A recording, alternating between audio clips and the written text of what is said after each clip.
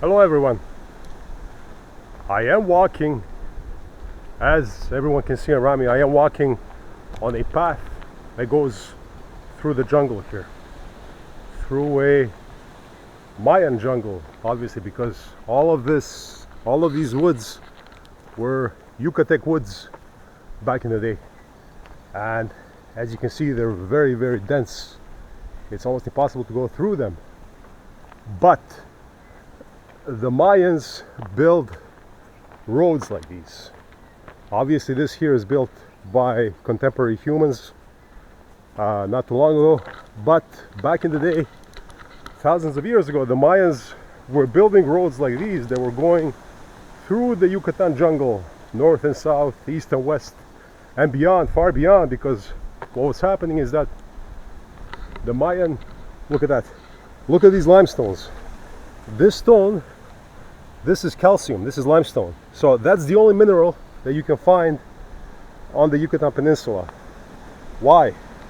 Because the Yucatan Peninsula actually is not even soil. So what happened millions of years ago, the Yucatan Peninsula was an ancient seabed. So presumably after some tectonic moves, after some earthquakes or whatnot, it literally rose up from the seabed to create what today is the Yucatan Peninsula. So you can imagine how all of this was under the sea millions of years ago. Hence, the only mineral, the only thing you can find in the soil here is limestone. There are no other things. There are virtually no other minerals. And you can even tell by the fact that the soil here has all these holes, they call them cenotes, that contain water. They contain water that the Mayans were actually drinking, they were using as a fresh water source. So what that was, again, when all this was under the sea millions of years ago, the sea salt was corroding the minerals, and it created all these holes in the ground that today they call cenotes. So that's where that comes from. But going back to the Mayans, look at this here. Crazy. And it's just jungle beyond. Nothing more. So going back to the Mayans back in the day were walking a lot. They were known for that. You can see I've been walking here for maybe 10-15 minutes. It's early morning, relatively early morning, and there's a bit of a breeze, so it's pleasant. It's not that bad. And already I'm starting to sweat because the temperature is always, every day the temperature reaches 30 degrees here, and it's quite humid. But regardless, the Mayans still had to walk in these conditions. Why? So if you look at the Mayan pyramids, if you look at Mayan society, if you read a bit about that, you'll see that they had, just like any other society, they had different classes, right? So the highest caste, highest class was their nobility, their higher class, the royalty, what we would today call royalty. And those people had many ornaments on them. So if you watch, for example, Mel Gibson's movie Apocalypto, you'll see that he did a very good job at recreating those ancient costumes. Look at the liana here. Crazy. I'm speechless. Yeah, so going back to, what plant is this?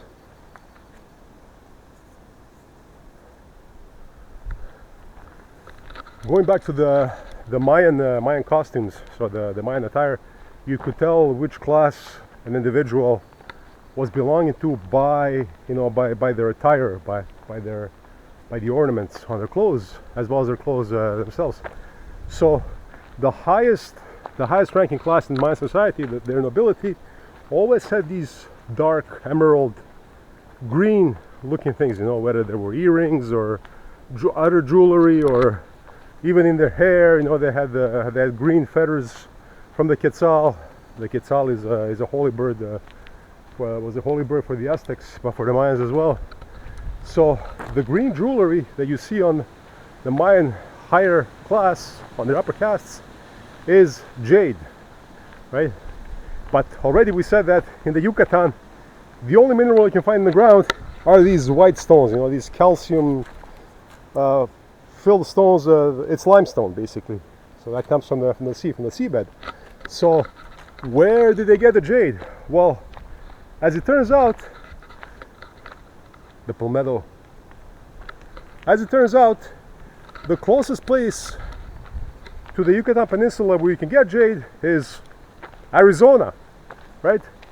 So thousands of years ago, the Mayans had to go all the way to Arizona. Obviously the slaves, you know, and the lower classes, they had to go all the way to Arizona to get the jade that their nobility, their royalty, and other higher classes were demanding. So how were they doing it? Were they walking through these dense woods? Most of the time, sometimes they were, but very often they were actually building roads, very much like this one here. They were building roads. They would pave a road in the jungle with limestone, like today these people, these construction workers did today, and they would create these roads. They would actually span across the Yucatan Peninsula, north, south, east, west, and then when they would get beyond, they would, you know, they would just continue through what today is Mexico to get to Arizona, on foot of course, because they had no horses. The horses were introduced by the European colonizers, by the Spaniards in the 15th and 16th century. So they had to walk all of this on foot in this weather, you know, in this scorching hot and humid weather, to get to Arizona to get the jade that their royalty was demanding. So you can just imagine how that was back in the day. So we got to another road right here.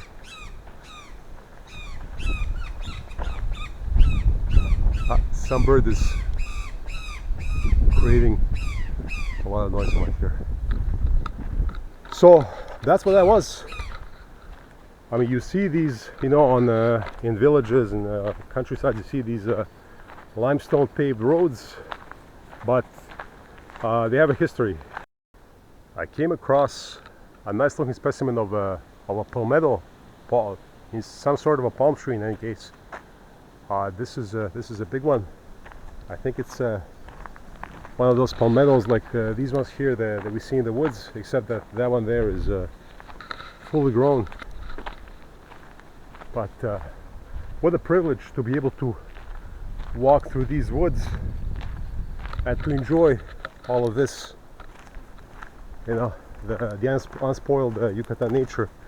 And it's a shame because fairly soon all of this will be gone. What's happening is that they're extending that complex where we are staying for 2 weeks. They're extending that all the way into here, because right now this road here just goes into the jungle. There's nothing there. The highway is beyond over there, but far, 4 kilometers away. But between here and the highway, there's only jungle, nothing else. So I might as well enjoy all these woods while they're still here, because soon they'll be gone.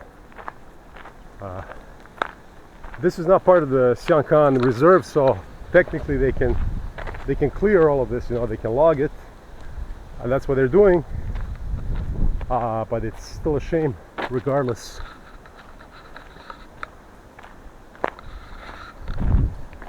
It's actually, you know, it's interesting how at some spots you see vegetation that's a bit less tropical, spots that are exposed to the sun, and then other ones where it's kind of darker, you see the palmettos and you see the lianas and all that. So that's where it becomes, you know, it's more reminiscent of a purely tropical ecosystem. Although the Yucatan Peninsula, technically it's not a rainforest. It's not that humid, you know. It's not 100% dry, but it's not a rainforest either.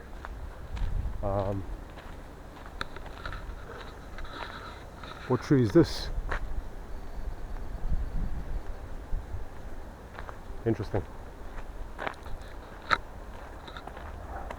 I haven't seen any parrot species yet. That's surprising because the Yucatan has parrots. There's a trail that goes here through the woods. Ah, there's a truck. So I'm gonna go here to wait for the truck to pass.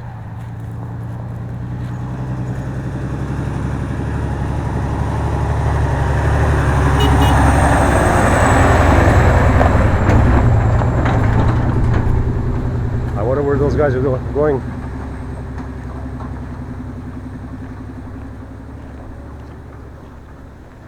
But presumably they have some kind of a quarry where they're getting limestone down there and they're bringing it to the construction site. The construction sites would be back there, you know, close to where all those houses are, all those complexes, condominium and apartment complexes are. It's a pretty tight road here, you know. Initially I thought of going here by car, but it's a good thing that I didn't do it, because imagine being on this road with a car and then coming across a truck like that. What are you gonna do then? God help you, because there's no way the two cars can, you know, pass here simultaneously, let alone a car and the truck. So what do we have here? Ah, okay, so that must be going down to the quarry. Well, let me take this road. Let me go over here.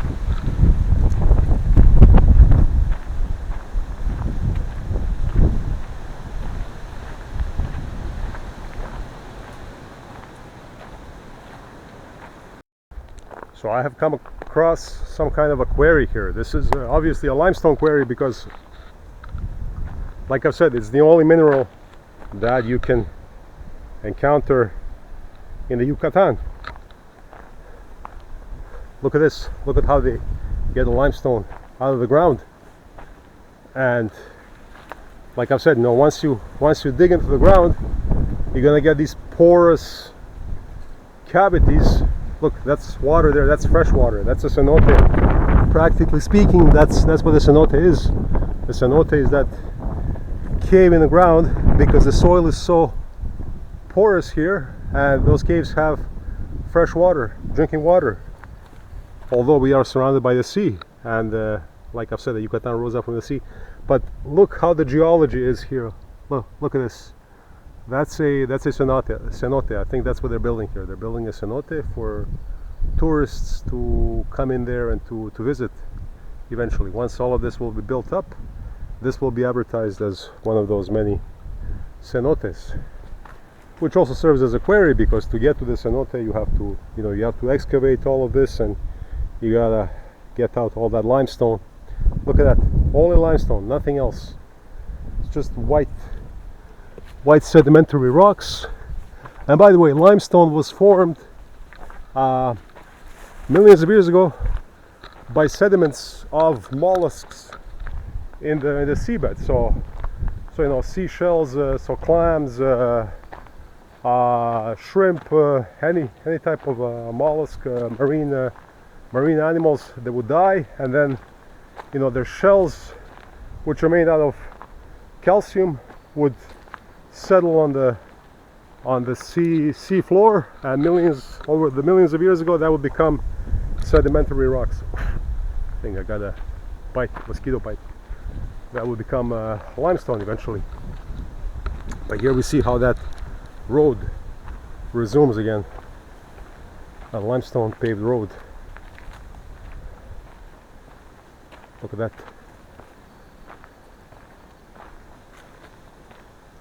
Crazy stuff. This goes, you know, this goes indefinitely. We can walk on this for kilometers and kilometers. Obviously, I'm not gonna do it because I don't have any water on me, and it's a long road. But this presumably goes all the way until the highway, which is kilometers in that direction. So let's go back. Look at these birds. There's a Yucatan jay, and then there's an orange rust-colored bird. I have to look this up to see what this was. It's also in the jay family. It could be a cuckoo or something. But yeah, it's right there. I still see it. I can see it. I don't know if it shows on the camera.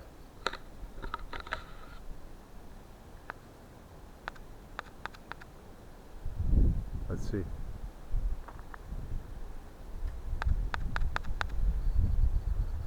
No, I don't think it shows on the camera.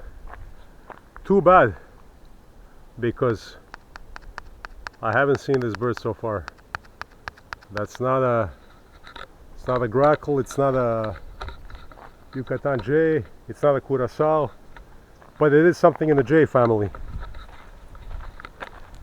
Anyway, I'll look it up and I'll see what that is.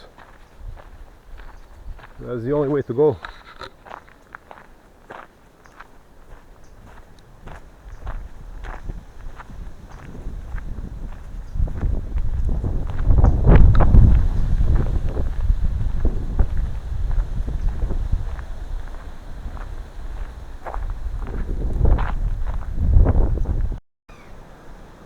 Look at these birds here. There's a couple of, I have no idea what they are.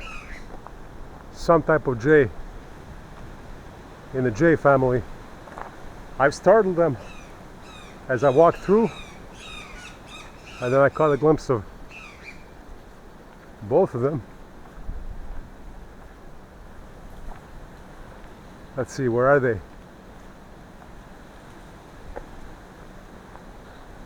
Oh, here it is. It's up there, where the tree kind of, fell across another tree. One specimen is there behind. But that too, I'm gonna have to. He's still there. He's still making noise. I'm gonna have to find out and see what that is, because it's a whole new ecosystem here. What better place to see bird species than where we are staying there, literally at the edge of this amazing jungle here, this Mayan jungle.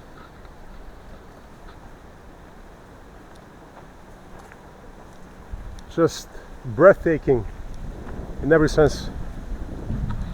And today was a perfect day to go for a walk because there's a bit of a breeze, it's windy, so that cools you off. In these temperatures, you sure need that. When it's 30 something degrees Celsius in the morning already, you know that you're in for a hot day. And every day is like that here. There are no cool days in the Yucatan.